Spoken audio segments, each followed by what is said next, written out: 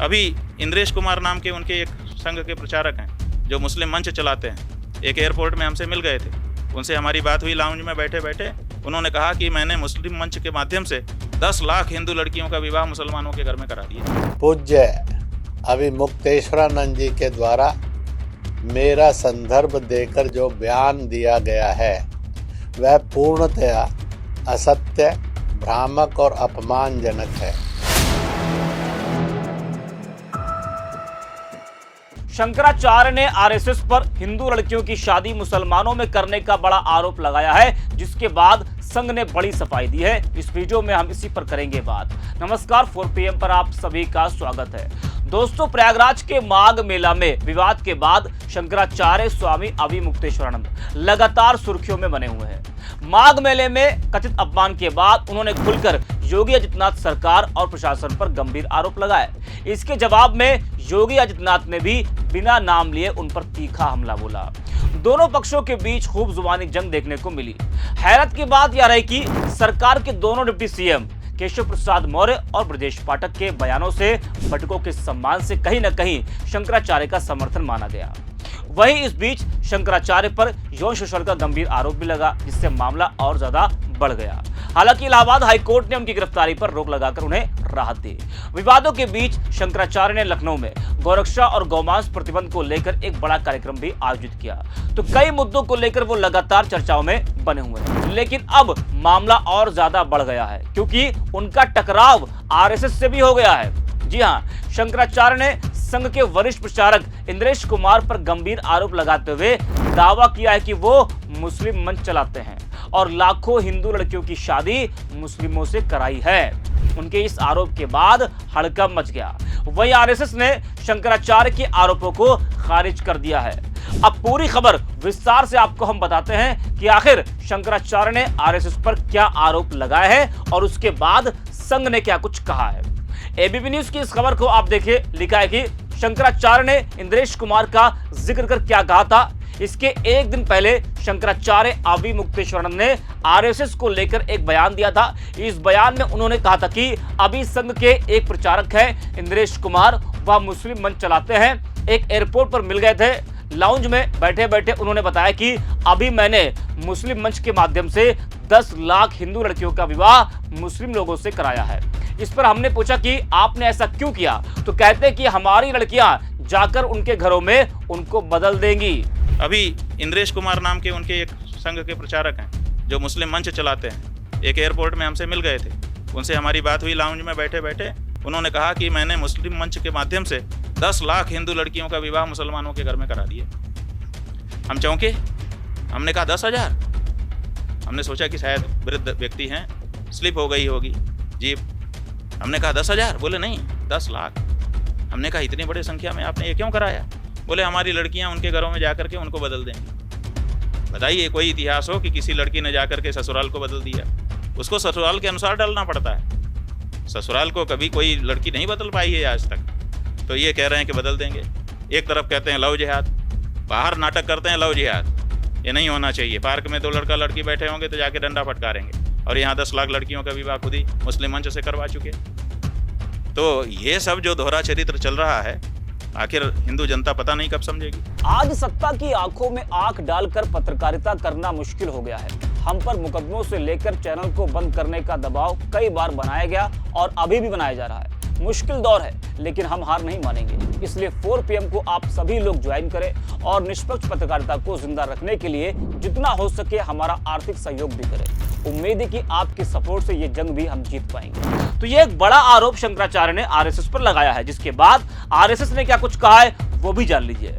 शंकराचार्य की तरफ से संघ को लेकर लगाए गए आरोपों पर आरएसएस की तरफ से बड़ा बयान सामने आया है। संघ के प्रचारक इंद्रेश कुमार ने बयान देते हुए इसे पूरी तरह से असत्य करार दिया है। इंद्रेश कुमार ने संघ का बचाव करते हुए इसे धर्म और साधु संतों के प्रति समर्पित संगठन करार दिया है। संघ प्रचारक ने कहा कि हमारे देश भारत में संत सन्यासी के प्रति श्रद्धा रही है, यह सालों से चली आ रही परंपरा है। संघ सन्यासी का सम्मान करने वाला संगठन रहा है। ऐसे में शंकराचार्य का दिया बयान पूरी तरह से असत्य है, असंवैधानिक और अमानवीय है। हमारे देश में संतों सन्यासियों की परंपरा श्रद्धा का विषय रहा है। तथा राष्ट्रीय स्वयंसेवक संघ के लिए सभी संत सम्माननीय हैं। पूज्य अभिमुक्तेश्वरानंद जी के द्वारा मेरा संदर्भ देकर जो बयान दिया गया है वह पूर्णतया असत्य, भ्रामक और अपमानजनक है। संतों के श्री मुख से मिथ्या वचन शोभा नहीं देते हैं। उन्हें सामाजिक जीवन में शुचिता का पालन करते हुए अपने बयान को वापस लेना चाहिए। तो शंकराचार्य का बड़ा आरोप और उस पर संघ की सफाई। अब बड़ा सवाल दोस्तों यह है कि शंकराचार्य ने इतना बड़ा और गंभीर आरोप क्यों लगाया और इसके पीछे क्या वजह है। माघ मेला विवाद से शुरू हुआ यह मामला अब सरकार से होते हुए संघ तक पहुंच गया है, जिससे आने वाले समय में यह विवाद और गहराने की संभावना दिख रही है। तो मुस्लिम मंच चलाने का आरोप और हिंदू लड़कियों की शादी मुसलमानों से कराने का बड़ा आरोप, इन सब पर संघ की सफाई के बाद सियासत गरमाई हुई है और मामला राजनीतिक गलियारों में चर्चा का बड़ा विषय बन गया है। शंकराचार्य के इस बयान ने न सिर्फ धार्मिक जगत बल्कि राजनीतिक माहौल में भी हलचल पैदा कर दी है। यह विवाद ऐसे समय में आया है जब शंकराचार्य पहले ही योगी आदित्यनाथ सरकार से टकराव को लेकर सुर्खियों में है। माघ मेले में हुए अपमान के बाद उन्होंने सरकार और प्रशासन पर खुलकर निशाना साधा था, जिससे दोनों पक्षों के बीच तनातनी देखने को मिली। अब संघ के साथ यह नया विवाद जुड़ने के बाद मामला और ज्यादा राजनीतिक रंग लेता नजर आ रहा है। विपक्षी दल भी इस मुद्दे को लेकर सरकार और संघ पर सवाल उठा रहे हैं, जबकि सत्ता पक्ष इसे बेबुनियाद बताकर खारिज कर रहा है। कुल मिलाकर एक बयान से शुरू हुआ यह विवाद अब कई स्तरों पर फैल चुका है, धार्मिक, सामाजिक और राजनीतिक। आने वाले दिनों में यह देखना होगा कि इस मुद्दे पर और क्या प्रतिक्रियाएं सामने आती है और इसका सियासी असर कितना गहरा होता है। वही दोस्तों, इस विवाद के बाद शंकराचार्य ने वाराणसी में एक और बड़ी घोषणा की। उन्होंने प्रेस कॉन्फ्रेंस कर बताया कि चतुरंगड़ी सेना का गठन किया गया है। इसमें 27 लोग शामिल होंगे। सेना की ड्रेस पीली और हाथ में परशु होगा। वहीं सबसे ज्यादा चर्चा उनके दिए नारे को लेकर हो रही है, रोको, टोको और ठोको। हालांकि शंकराचार्य ने ठोको शब्द को लेकर सफाई देते हुए कहा कि इसका अर्थ शारीरिक हिंसा नहीं बल्कि कानूनी कार्रवाई करना है। उनके अनुसार अगर कहीं अन्याय हो रहा है तो पहले उसे रोका जाए, फिर समझाने की कोशिश की जाए और अंत में जरूरत पड़ने पर कानून के तहत कार्रवाई की जाए। जरा आप भी सुनिए शंकराचार्य को। 27 सदस्यीय एक चतुरंगिणी सभा का निर्माण हमने आज कर दिया है। ये सभा प्रत्येक क्षेत्र में आगे बढ़ते हुए 10 महीने में सेना को धरातल पर काम करते हुए दिखाने के लिए वचनबद्ध है। इसका स्वरूप ये है कि ये शंकराचार्य जी की चतुरंगिणी है और इस उद्देश्य से अस्तित्व में आ रही है कि हिंदुओं के मन में जो भय व्याप्त है तरह तरह का, वो सच नहीं बोल पा रहे हैं, वो सच के साथ खड़े नहीं हो पा रहे हैं, उनकी मजबूरी हो गई है कि वो झूठ का समर्थन करें, तो उस भय से उनको मुक्ति दिलाने के लिए कार्य। हाँ, सिद्धांत ये है कि निर्बल का बल बनो और उसके लिए तरीका है टोको, रोको और नहीं तो ठोको।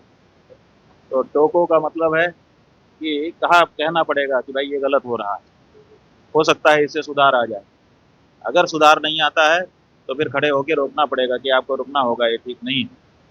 और अगर उतने पर भी कोई नहीं मानता है तो फिर उसको ठोको। ठोको का मतलब सीधे लकड़ी लेकर के या गोली लेके प्रहार कर देना नहीं है, उसके ऊपर लिखित रूप से शिकायत करना, पंचायत करना आदि आदि जो भी संविधान प्रदत्त हमारे अधिकार हैं वो आरंभ कर दिए जाए। तो ये हमारा तरीका होगा, टोको, रोको, ठोको। परसा जो है ये परशुराम जी ने धारण किया था। उन्होंने पहले वेदाध्ययन किया, तपस्या करते थे, लेकिन उनके आश्रम में गायें थीं। उनके ऊपर सहस्रार्जुन नाम का जो राजा था उसने आक्रमण कर दिया और गायों को सताने लगा। तो गायों के दुख को दूर करने के लिए गवाम दुखम अपाकर तुम शस्त्रम जग्राह भार्गव, वहाँ लिखा हुआ है पुराण में कि गायों के दुख को दूर करने के लिए वैदिक होकर के, ऋषिपुत्र होकर के भी उन्होंने शस्त्र धारण किया, ये परशु धारण किया। तो उसी के प्रतीक में आज भी यही हो रहा है।